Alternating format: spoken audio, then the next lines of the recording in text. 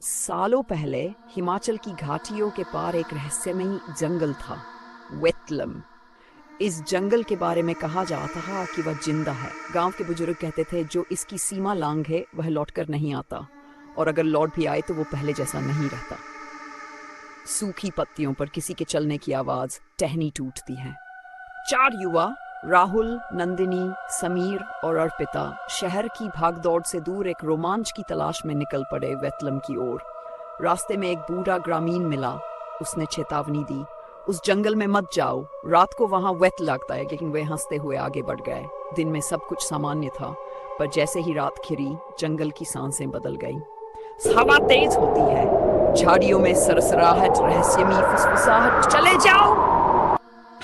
राहुल चौंका। क्या तुमने वो आवाज सुनी? सबने सिर हिलाया, पर किसी ने कुछ कहा नहीं। डर आंखों में दिखने लगा था। टेंट लगाकर वे सोने की कोशिश करने लगे, लेकिन नींद, वो तो जैसे उस जंगल में आती ही नहीं। करीब 3 बजे अचानक अर्पिता की खड़ी थी, आंखें सफेद, चेहरा निर्विकार, और होठों से बस एक शब्द निकल रहा था, वेतल।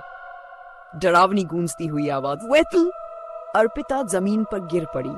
जब होश आया, उसने कांपते हुए कहा, मैंने उसे देखा, एक पेड़ पर उल्टा लटका हुआ था। तेरी देह मेरी है, तेरा मन मेरा है, तुझे छोड़ेंगे नहीं।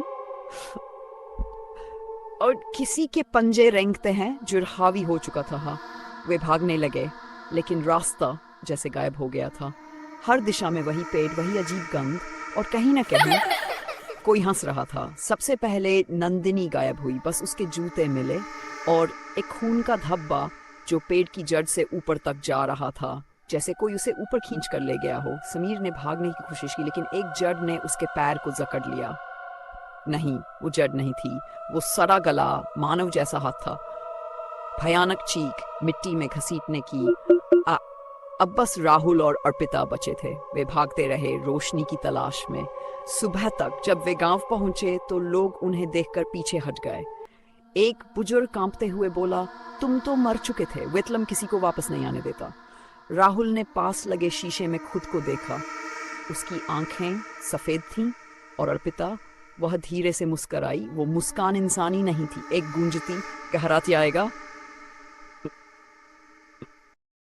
चैनल को सब्सक्राइब करें, वीडियो हमें बताइए अगली बार किस